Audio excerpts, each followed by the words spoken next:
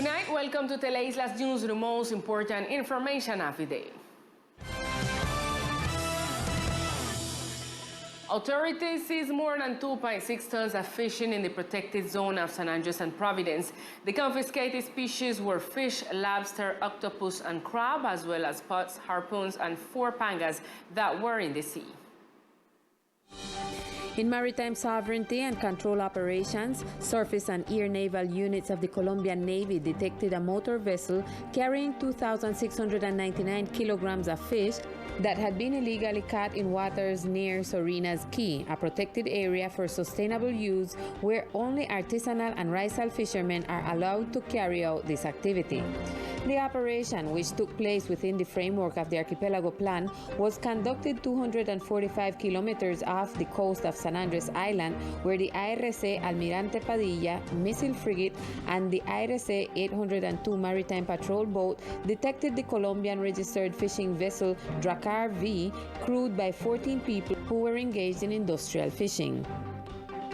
Gracias a las capacidades diferenciales de la Armada Nacional. Thanks to the capabilities, it was possible to detect and seize a Colombian vessel that was operating in an area zone prohibited for industrial fishing.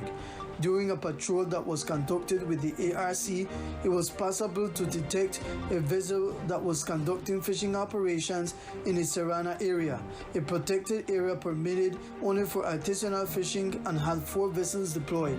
The illegal fishing and the seized material were taken to the main dock of the Coast Guard station of San Andres, where subsequently the captain of the vessel was placed at the disposal of officials of the Attorney General's office for the alleged crime of illegal fishing activity, while the catch was delivered to the Secretariat of Agriculture and Fisheries of the departmental government, which will be responsible for the final disposal of food.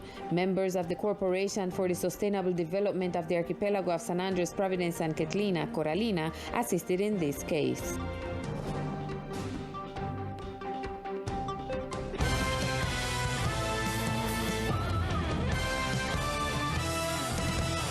From the morning hours, inclusive dialogue was developed where different work tables go ahead with the community.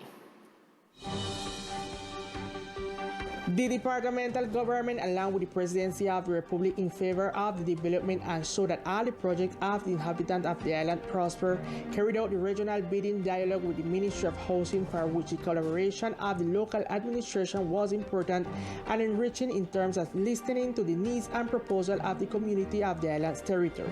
Estuvimos durante todo el día aquí en San Andrés. We spent the whole day on the islands meeting with the community. We have heard the proposals and recommendations for the development plan as part of the binding regional dialogues requested by the President.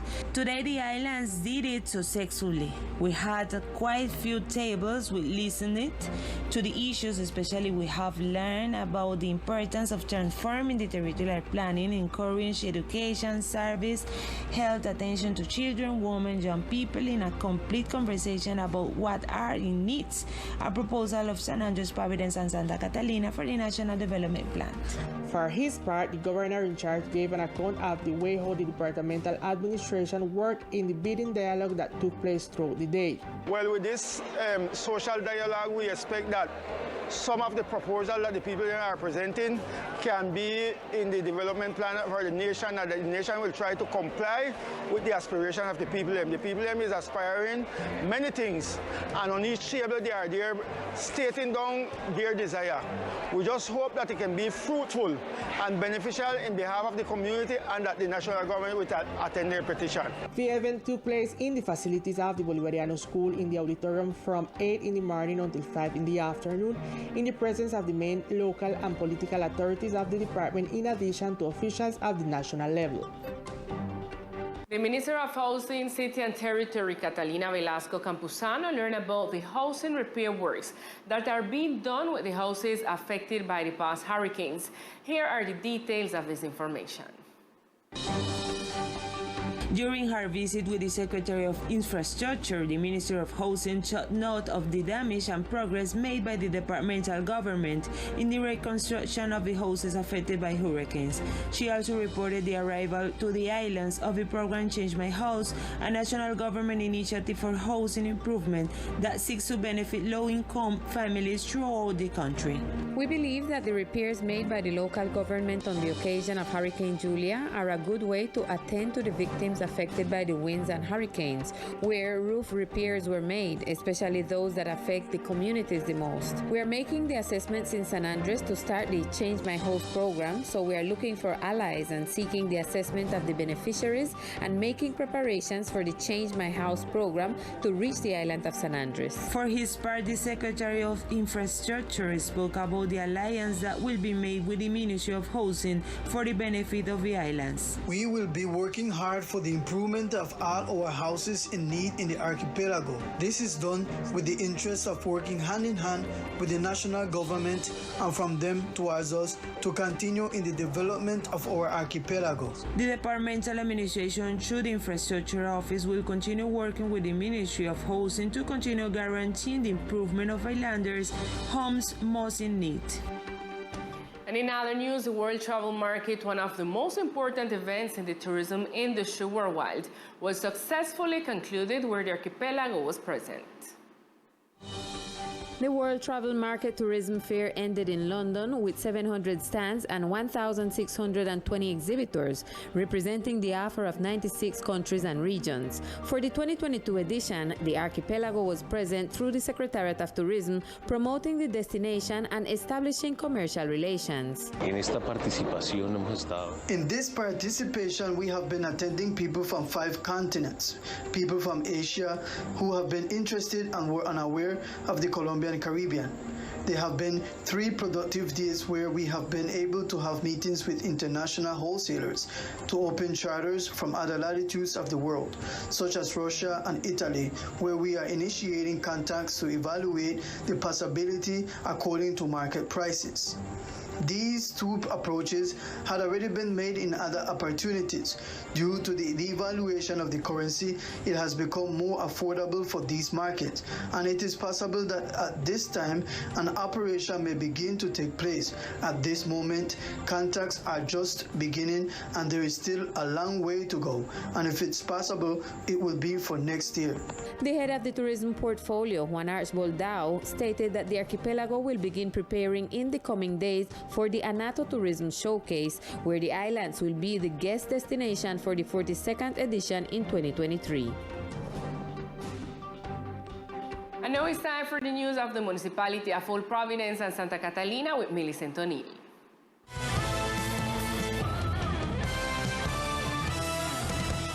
Good evening to all our viewers. This is the most important information from Old Providence and Catalina.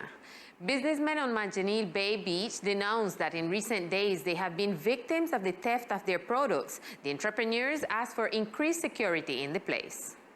Several businesses in the Manganil Bay Beach were victims of robbery in recent days. Some of them are barely operating again after 2 years. They kick the door cleaner because we have a secure lock and they sit down on the pizza and on the porch and then kick it till then kick the piece of board out and then gone with everything. When we reach down here yesterday morning, we find the door open and we find the fridge open and nothing in it. They gone with everything.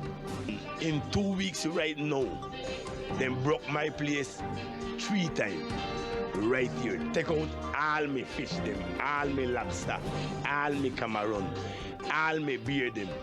More 5 million pesos in a things the first time.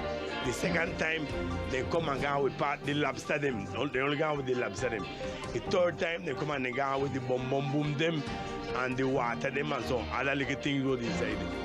3 times in a 2 weeks. The owners of the businesses agree that more security is needed in the area, but that part of the problem is the street lights that have been out of service for years. And happened that around 3-4 years ago I have been making the notes to the alcaldía, tell him to put on the light on the road because we do have no light on the road. You see the bulb there, no light, and I make the denounce and tell them put the light because on our receipt, whether small or big, then charging we alumbrado público, and we reclaim and then do fix it until now. They not stop attract people coming by the beach.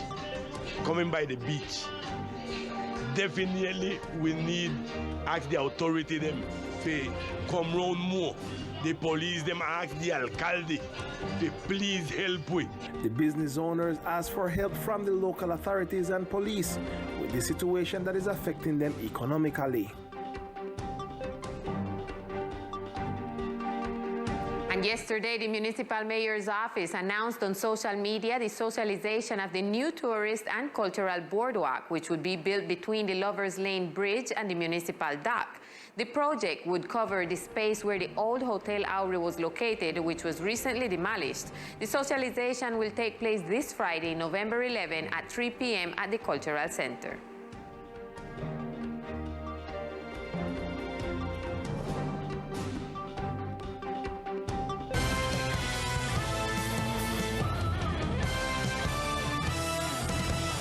This is all we have for tonight for this section of Old Providence and Ketlina. Lisa continue with more Teleislas News. Good night.